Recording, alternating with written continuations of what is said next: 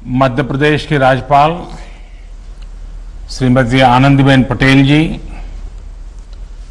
मध्य प्रदेश के मुख्यमंत्री श्रीमान शिवराज सिंह जी, केंद्रीय मंत्रिपरिषद के मेरे सहयोगी आर.के. सिंह जी, थावरचंद गहलोत जी, नरेंद्र सिंह तोमर जी, धर्मेंद्र प्रधान जी, प्रहलाद सिंह पटेल जी, मध्य प्रदेश मंत्रिमंडल के सदस्यगण, सांसद, विधायकगण और रीवा सहित पूरे मध्य प्रदेश के मेरे प्यारे भाइयों और बहनों, नमस्कार। आज रीवा ने वाकई इतिहास रच दिया है। रीवा की पहचान मां नर्मदा के नाम से और सफेद बाग से रही है। अब इसमें एशिया के सबसे बड़े सोलर पावर प्रोजेक्ट का नाम भी जुड़ गया है।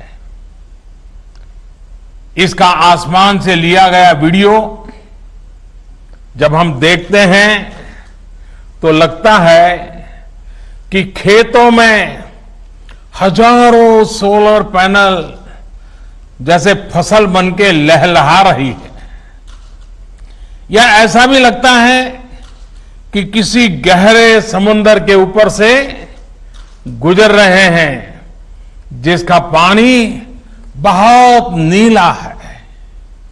और इसके लिए मैं रीवा के लोगों को, मध्य प्रदेश के लोगों को बहुत बहुत बधाई देता हूं, शुभकामनाएं देता हूं। रीवा का ये सोलर प्लांट इस पूरे क्षेत्र को इस दशक में ऊर्जा का बहुत बड़ा केंद्र बनाने में मदद करेगा। इस सोलर प्लांट से मध्य प्रदेश के लोगों को, यहां के उद्योगों को तो बिजली मिलेगी ही, दिल्ली में जैसा अभी शिवराज जी बता रहे थे, मेट्रो रेल तक को रीवा से लाभ मिलेगा। अब रीवा वाला शान से कह पाएगा कि दिल्ली की मेट्रो हमारा रीवा चलाता है। इसके अलावा रीवा की ही तरह शाजापुर, नीमच और छतरपुर में भी बड़े सोलर पावर प्लांट पर काम चल रहा है। ओमकारेश्वर डैम पर तो पानी में तैरता हुआ सोलर प्लांट, और मुझे पक्का भरोसा है कि आप जो योजना बना रहे हैं उसको पूरा करके रहोगे। ये तमाम प्रोजेक्ट जब तैयार हो जाएंगे तो मध्य प्रदेश निश्चित रूप से सस्ती और साफ सुथरी बिजली का हब बन जाएगा। इसका सबसे अधिक लाभ मध्य प्रदेश के गरीब, मध्यम वर्ग के परिवारों को होगा, किसानों को होगा, हमारे आदिवासी भाइयों बहनों को होगा। साथियों, हमारी परंपरा में, हमारी संस्कृति में, हमारे रोजमर्रा के जीवन में सूर्य उपासना का एक विशेष स्थान है। हमारे यहां कहा गया है, पुनातु मां तत्सवितुर्वरेण्यम, यानी जो उपासना के योग्य सूर्य देव हैं वो हमें पवित्र करे। पवित्रता की यही अनुभूति आज यहां रीवा में है, हर जगह पर हो रही है। सूर्य देव की इसी ऊर्जा को आज पूरा देश अनुभव कर रहा है। ये उन्हीं का आशीर्वाद है कि हम सोलर पावर के मामले में दुनिया के टॉप 5 देशों में पहुंच गए हैं। साथियों, सौर ऊर्जा आज की नहीं बल्कि 21वीं सदी की ऊर्जा जरूरतों का एक बड़ा माध्यम होने वाला है, क्योंकि सौर ऊर्जा श्योर है, प्योर है और सिक्योर है। श्योर इसलिए क्योंकि ऊर्जा के बिजली के दूसरे स्रोत खत्म हो सकते हैं, लेकिन सूर्य सदा सर्वदा पूरे विश्व में हमेशा ही चमकता रहेगा। प्योर इसलिए क्योंकि ये पर्यावरण को प्रदूषित करने के बजाय उसको सुरक्षित रखने के में मदद करता है। और जैसे श्योर है, प्योर है, सिक्योर इसलिए क्योंकि आत्मनिर्भरता का एक बहुत बड़ा प्रतीक है, बहुत बड़ी प्रेरणा है। ये हमारी ऊर्जा जरूरतों को भी सुरक्षित करता है। जैसे जैसे भारत विकास के नए शिखर की तरफ बढ़ रहा है, हमारी आशाएं, आकांक्षाएं भी बढ़ रही है और वैसे वैसे हमारी ऊर्जा की, बिजली की जरूरतें भी बढ़ रही है। ऐसे में आत्मनिर्भर भारत के लिए बिजली की आत्मनिर्भरता बहुत आवश्यक है। इसमें सौर ऊर्जा एक बहुत बड़ी भूमिका निभाने वाली है और हमारे प्रयास भारत की इसी ताकत को विस्तार देने के हैं। साथियों, जब हम आत्मनिर्भरता की बात करते हैं, प्रगति की बात करते हैं, तो इकोनॉमी उसका एक अहम पक्ष होता है। पूरी दुनिया के नीति निर्माता बरसों से दुविधा में है कि इकोनॉमी की सोचे या एनवायरमेंट की सोचे। इसी ऊहापोह में फैसले कहीं एक पक्ष में लिए जाते हैं और कहीं दूसरे पक्ष में लिए जाते हैं। लेकिन भारत ने ये दिखाया है कि ये दोनों एक दूसरे के विरोधी नहीं है, बल्कि एक दूसरे के सहयोगी हैं। स्वच्छ भारत अभियान हो, हर परिवार को एलपीजी और पीएनजी का साफ सुथरा ईंधन से जोड़ने का अभियान हो, पूरे देश में सीएनजी आधारित वाहन व्यवस्था, इसके लिए बड़ा नेटवर्क बनाने का काम हो, देश में बिजली आधारित परिवहन वहन के लिए नए नए रिसर्च होने वाले हैं, कुछ प्रयास होने वाले हैं। ऐसे अनेक प्रयास देश में सामान्य मानवीय के जीवन को बेहतर और एनवायरमेंट फ्रेंडली बनाने के लिए लगातार किए जा रहे हैं। भारत के लिए इकोनॉमी और एनवायरमेंट दो अलग अलग पक्ष नहीं हैं, बल्कि एक दूसरे के पूरक पक्ष हैं। साथियों, आज आप देखेंगे कि सरकार के जितने भी कार्यक्रम हैं, उनमें पर्यावरण सुरक्षा और ईज ऑफ लिविंग को प्राथमिकता दी जा रही है। हमारे लिए पर्यावरण की सुरक्षा सिर्फ कुछ प्रोजेक्ट्स तक सीमित नहीं है, बल्कि ये वे ऑफ लाइफ है।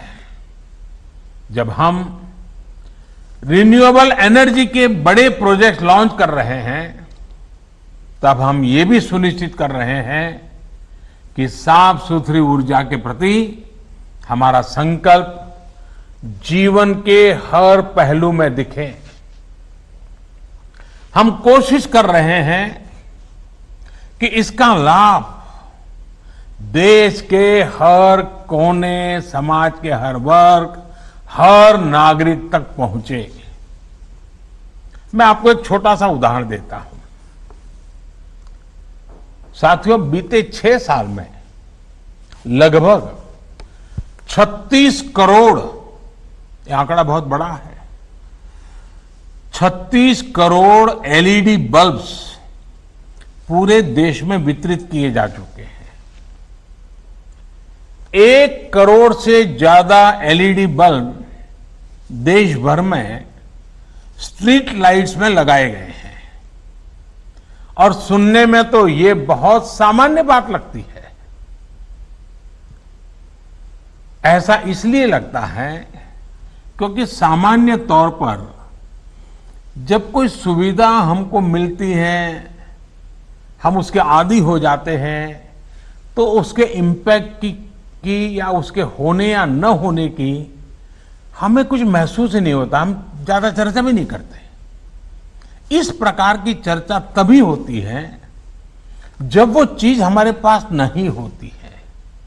साथियों, ये छोटा सा दुधिया एलईडी बल्ब जब नहीं था तो इसकी जरूरत अनुभव होती थी, लेकिन उस समय कीमत पहुंच से बाहर थी, बिकता भी नहीं था, लोग खरीदते भी नहीं थे, बनाने वाले भी आगे नहीं आते थे। तो 6 साल में क्या हुआ? कौन सा बदलाव आया? एलईडी बल्ब की कीमत उस समय जो थी उससे आज 10 गुना घट गई है। यानी अगर उस समय 400 रुपया थी तो आज 40 रुपया हो गई। अगर 300 थी तो 30 रुपया हो गई। अनेक कंपनियों के बल्ब, इसके बीच में मैन्युफैक्चरर्स में स्पर्धा हो गई, बल्ब बाजार में आ गए, दाम घटते गए, और जो काम पहले 100-200 वाट के बल्ब करते थे वो अब 9 या 10 वाट के बल्ब करने लगे हैं। उतना ही उजाला दे रहे हैं। घरों और गलियों में एलईडी लगाने भर से ही हर साल करीब 600 अरब यूनिट बिजली, 600 अरब यूनिट बिजली, इसकी खपत कम हो रही है, बिजली की बचत हो रही है और लोगों को रोशनी भी अच्छी मिल रही है। इतना ही नहीं, हर साल लगभग 24,000 करोड़ रुपए की बचत हमारे देश के, खास करके मध्यम वर्ग के परिवार के जेब में बचते हैं। हर वर्ष 24,000 करोड़ रुपए। ये बचत छोटी नहीं है। मध्यम वर्ग, निम्न मध्यम वर्ग के जीवन में तो इसके कारण बहुत नई एक रोशनी पैदा हो जाती है।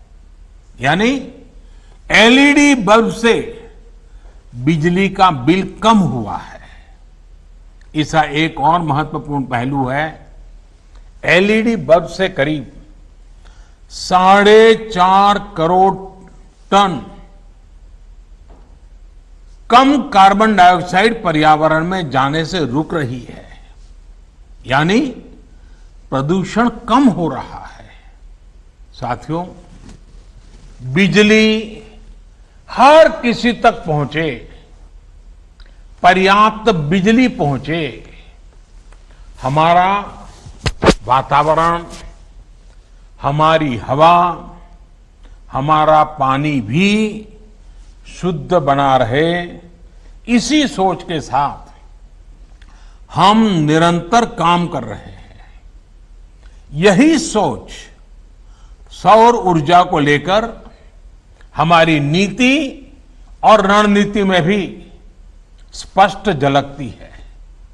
आप सोचिए, साल 2014 में सोलर पावर की कीमत 7-8 रुपये प्रति यूनिट हुआ करती थी और जैसे शिवराज जी ने बताया उसके पहले तो और ज्यादा थी। आज यही कीमत 2.25 से 2.5 रुपये तक पहुंच चुकी है।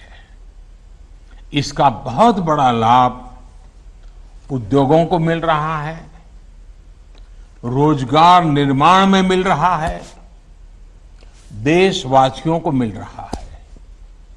देश ही नहीं, पूरी दुनिया में इसकी चर्चा है कि भारत में सोलर पावर इतनी सस्ती कैसे है।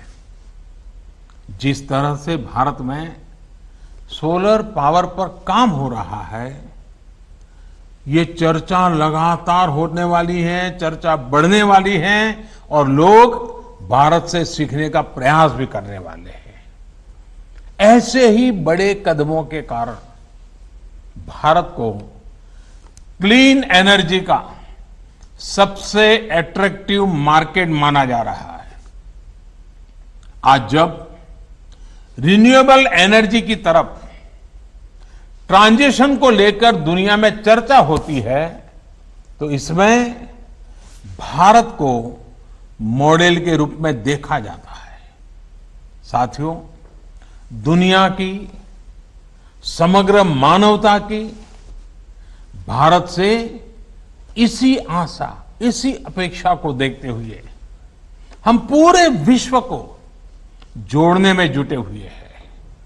इसी सोच का परिणाम आईसा यानी इंटरनेशनल सोलर अलायंस आईसा, इसका हमने निर्माण किया है। वन वर्ल्ड, वन सन, वन ग्रिड के पीछे की यही भावना है। ये सौर ऊर्जा के बेहतर उत्पादन और उपयोग को लेकर एक पूरी दुनिया को इकट्ठा करने का प्रयास है ताकि हमारी धरती के सामने खड़ा बड़ा संकट भी कम हो सके और छोटे से छोटे, गरीब से गरीब देश की बेहतर बिजली की जरूरतें भी पूरी हो सके। साथियों, एक प्रकार से सौर ऊर्जा ने आम ग्राहकों को उत्पादक भी बना दिया है। पूरी तरह से बिजली के बटन पर कंट्रोल सामान्य नागरिक को दे दिया है। बिजली पैदा करने वाले बाकी माध्यमों में सामान्य जन की भागीदारी ना के बराबर रहती है, लेकिन सौर ऊर्जा में तो चाहे घर की छत हो, दफ्तर या कारखाने की छत हो, कहीं पर भी थोड़ा स्पेस हो, इसमें सामान्य जन की अपनी आवश्यकता की बिजली पैदा वो कर सकता है और इसके लिए सरकार व्यापक प्रोत्साहन भी दे रही है, मदद भी कर रही है। बिजली उत्पादन में आत्मनिर्भरता के इस अभियान में अब हमारा किसान, हमारा अन्नदाता भी जुड़ रहा है। अन्नदाता ऊर्जादाता भी बन सकता है। साथियों, हमारा किसान आज इतना सक्षम है, इतना संसाधन संपन्न है कि आज वो एक नहीं, दो तरह के प्लांट से देश की मदद कर रहा है। एक प्लांट तो वो है जिनसे पारंपरिक खेती होती है और जो सदियों से करता आया है और हम सभी को अन्न मिलता है, भोजन मिलता है। किसान हमें भूखा नहीं रहने देता है, उसके लिए वो पसीना बहाता है।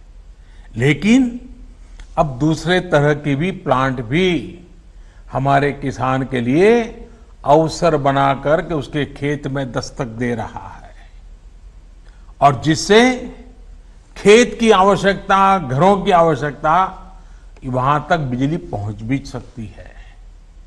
जो पहला प्लांट है, जो पारंपरिक खेती है, वो हमारा किसान ऐसी जमीन पर लगाता है जो उपजाऊ होती है।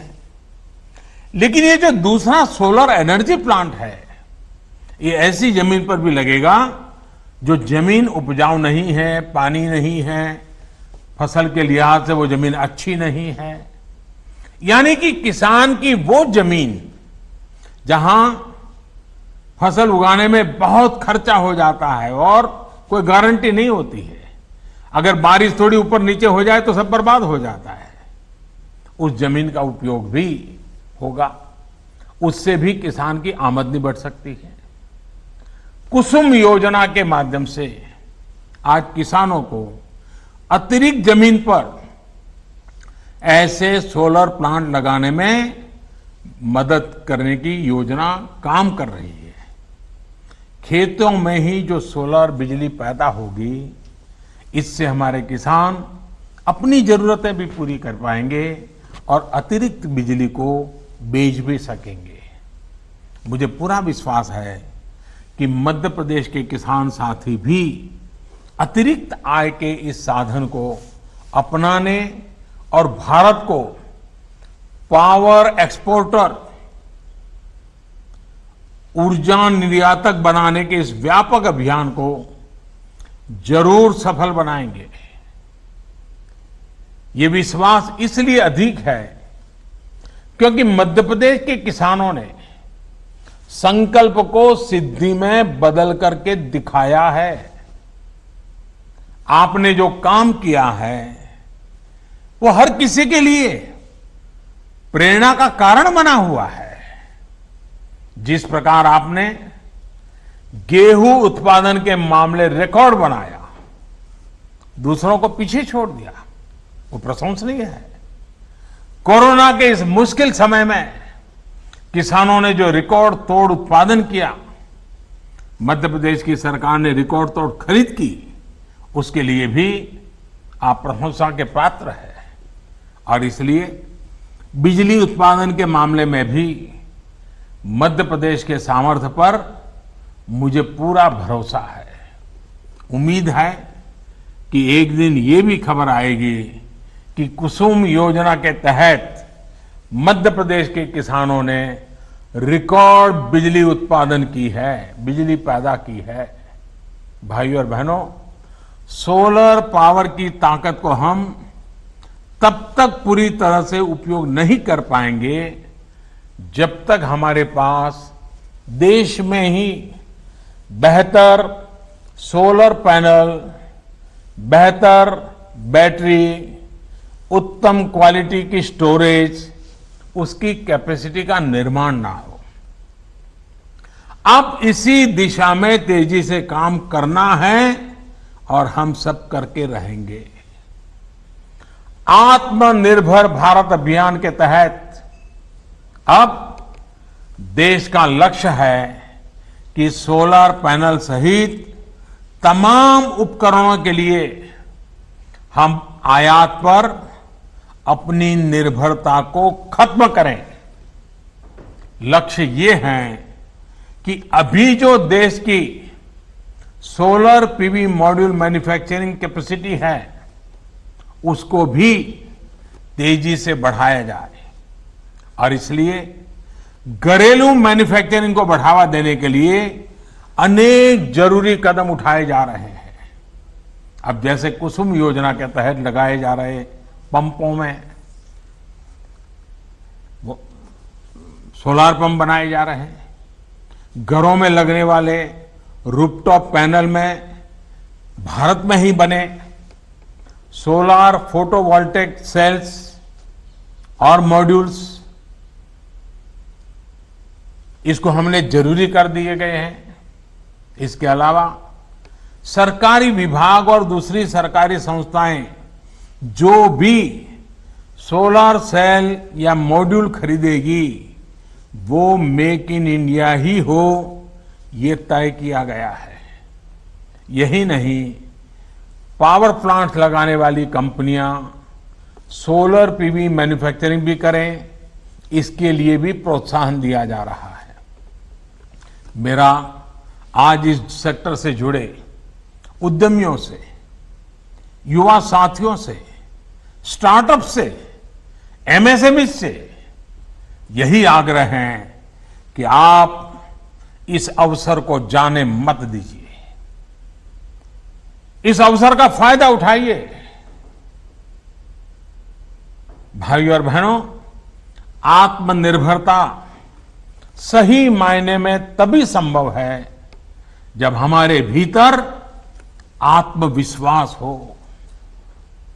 आत्मविश्वास तभी आता है जब पूरा देश, पूरा सिस्टम, हर देशवासी, हम सब मिलकर के आत्मनिर्भरता की दिशा में चल पड़े। कोरोना संकट से पैदा हुई स्थितियों के बीच भारत यही काम कर रहा है। सरकार यही आत्मविश्वास जगाने में जुटी है। समाज के जिस तबके तक अक्सर सरकारें पहुंच नहीं पाती थी, आज उन तक सरकार के संसाधन और संवेदना दोनों पहुंच रही है।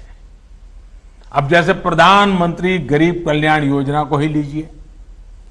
लॉकडाउन के तुरंत बाद पहला कदम ये उठाया गया कि देश के 80 करोड़ से अधिक गरीब साथियों तक मुफ्त खाना पहुंच सके, उनकी जेब में थोड़ा बहुत खर्चे के लिए व्यवस्था रहे। और जब लॉकडाउन उठाया गया तब सरकार को लगा कि आने वाला समय तो बरसात का भी है, त्योहारों का भी है, और हमारे यहां तो दिवाली और छठ पूजा तक अब तो त्योहार ही त्योहार चलते रहते हैं और सभी संप्रदाय, सभी धर्मों के त्योहार रहते हैं। ऐसे में गरीबों को ये मदद मिलती रहनी चाहिए। इसलिए इस योजना को जारी रखा गया। अब गरीब परिवारों को नवंबर तक मुफ्त राशन मिलता रहेगा। इतना ही नहीं, निजी क्षेत्र के लाखों कर्मचारियों के ईपीएफ खाते में भी सरकार पूरा अंशदान दे रही है। इसी तरह पीएम स्वनिधि योजना के माध्यम से उन साथियों की सूद भी ली गई है जिनकी सिस्टम तक सबसे कम पहुंच होती थी।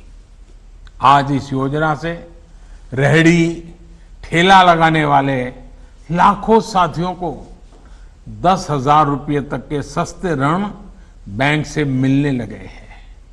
हमारे लिए सबसे अधिक उपयोगी हमारे ये साथी अपने छोटे से कारोबार को बचा सके, चला सके।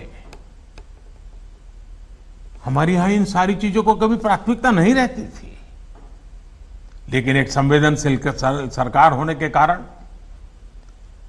देश की भावी पीढ़ी को समर्पित होने के कारण आज हम लगातार कदम उठा रहे हैं। यानी एक तरफ छोटे, लघु, कुटीर उद्योगों और बड़ों उद्योगों के बारे में सोचा गया, तो दूसरी तरफ इन छोटे लेकिन उपयोगी कारोबारियों की भी चिंता की गई। साथियों, सरकार हो या समाज, संवेदना और सतर्कता इस मुश्किल चुनौती से निपटने के लिए हमारे सबसे बड़े प्रेरणा स्रोत है। आज जब आप मध्य प्रदेश को, पूरे देश को आगे बढ़ाने के लिए, रोजी रोटी भी कमाने के लिए घर से बाहर निकल रहे हैं, निकलना पड़ रहा है, तो अपनी एक और जिम्मेदारी भी हमेशा याद रखिए, और वो है, और मैं चाहूंगा कि जो बात मैं बताता हूं ये बाकी लोग भी बार बार बताते रहे, जहां भी है बताते रहे। 2 गज की दूरी, चेहरे पर मास्क,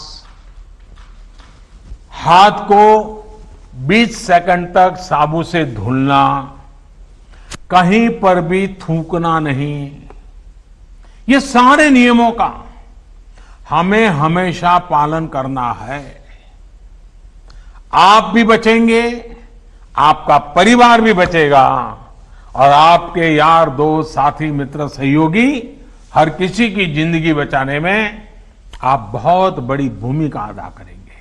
और इसलिए इन नए नियमों में, इस अनुशासन में कहीं पर भी कमी मत आने देना। आपका जीवन बहुत मूल्यवान है, न सिर्फ आपके परिवार के लिए, देश के लिए भी मूल्यवान है। और इसलिए इन नियमों का हमें पालन करना ही है।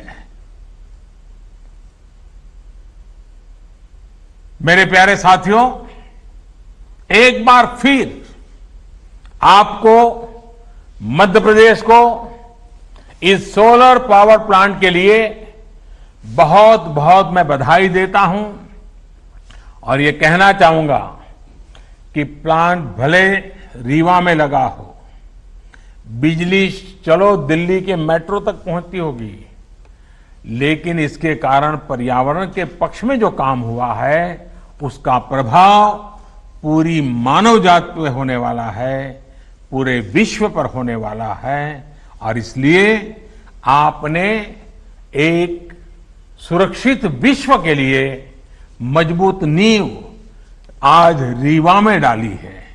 ये काम छोटा मत समझता है। फिर एक बार मैं आपसे यही कहूंगा, आप सतर्क रहें, सुरक्षित रहें, स्वस्थ रहें। बहुत बहुत आभार।